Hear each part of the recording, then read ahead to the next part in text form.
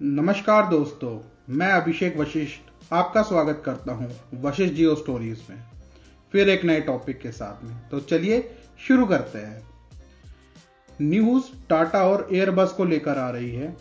टाटा और एयरबस ने Airbus H125 helicopter को लेके एक इंपॉर्टेंट डील साइन की है। अभी फ्रेंच प्रेसिडेंट इमैनुअल मैक्रोन के भारत के रिपब्लिक डे की 2 दिवसीय यात्रा के दौरान टाटा एडवांस सिस्टम लिमिटेड और एयरबस के बीच में ये डील साइन हुई है।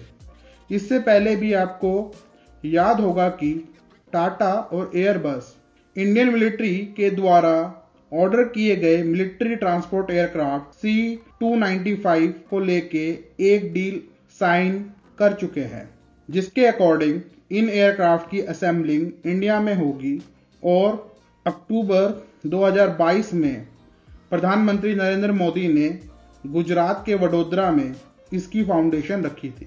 अभी हम H125 हेलीकॉप्टर के बारे में बात करते हैं। ये एक सिंगल इंजन हेलीकॉप्टर है जो कि अपनी परफॉर्मेंस, वर्सेटैलिटी और लो मेंटेनेंस के लिए जाना जाता है। यह हेलीकॉप्टर हाई और हॉट एनवायरनमेंट में भी काम कर सकता है। ईयर 2005 में इसने माउंट एवरेस्ट पर 29,000 फीट की हाइट पे लैंड और टेक ऑफ करने का वर्ल्ड रिकॉर्ड भी बनाया था। यह हेलीकॉप्टर एक बार में एक पायलट और 6 पैसेंजर या फिर 2 पायलट और 4 पैसेंजर को कैरी कर सकता है। इसकी लगभग 7,000 से ज्यादा यूनिट प्रोड्यूस की गई है। इस हेलीकॉप्टर का यूज कमर्शियल और मिलिट्री पर्पस दोनों के लिए हो सकता है। दुनिया की लगभग 40 मिलिट्रीज इन हेलीकॉप्टर्स का यूज डिफरेंट पर्पसेस के लिए कर रही है। अभी इस डील की सिग्निफिकेंस को भी समझ लेते हैं। भारत में अभी तक सिविलियन एयरक्राफ्ट और हेलीकॉप्टर का कोई खास इकोसिस्टम है नहीं।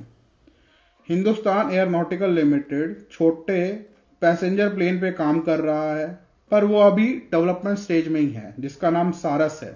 और हिंदुस्तान एयरोनॉटिकल लिमिटेड छोटे हेलीकॉप्टर ध्रुव को भी प्रोड्यूस कर रहा है, पर वो बड़ा लिमिटेड स्केल में है, जो कि बेसिकली मिलिट्री यूज को प्रेफरेंस दे के बनाए गए हैं और सिविलियन पर्पस के लिए इनका बहुत कम इस्तेमाल होता है।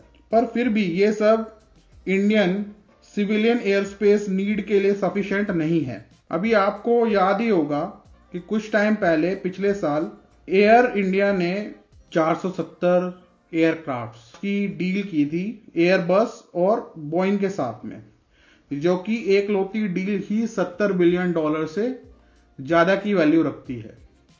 ऐसे ही इंडिया के बाकी एयरलाइंस आकाशा और इंडिगो ने भी एडिशनल एयरक्राफ्ट के ऑर्डर दिए थे बोइंग और एयरबस को।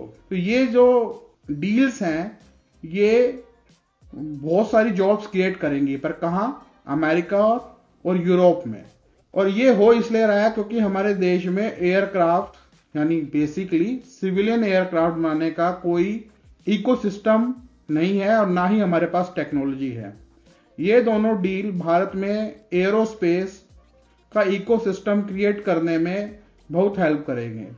दोस्तों, आज के लिए इतना ही। आपको वीडियो अच्छी लगी है तो प्लीज लाइक कीजिए। ऐसी ही वीडियोस के लिए चैनल को सब्सक्राइब कीजिए। फिर मिलते हैं किसी नए टॉपिक के साथ में। Thank you.